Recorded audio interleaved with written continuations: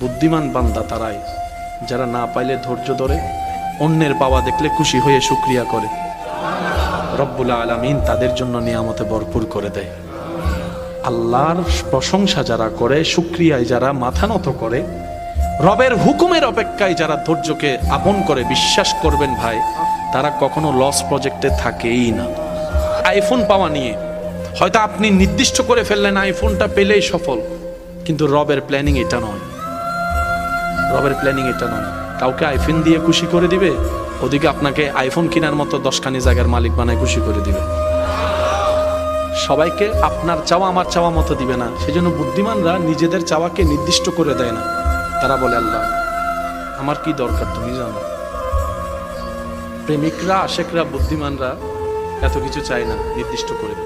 ওরা বলে, আল্লাহ আমার কি দরকার তোমার জানা আছে, কি পেলে আমি শুকরিয়া আদায়কারী হব, অহংকারী হব না, সেটাও তোমার জানা আছে। আল্লাহ আমাকে অতটুক সম্পদ দিও না যে সম্পদ পেলে তোমাকে ভুলে যাব।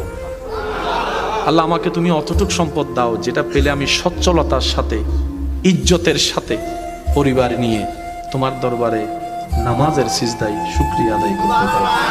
আল্লাহ আমাকে এমন সম্পদ দিও না যে সম্পদের কারণে আমার সন্তানেরা, ছেলে মেয়েরা একজন আরেকজনের দুশমন হয়ে যাবে।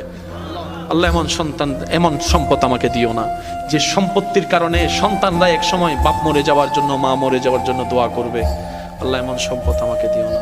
আল্লাহ আমাকে এমন সম্পদ দাও যে সম্পদ আমার হলে কখনো ভিক্ষার হাত কারো কাছে পাততে হবে না। এতটুকু সম্পদ দিও। সুবহানাল্লাহ।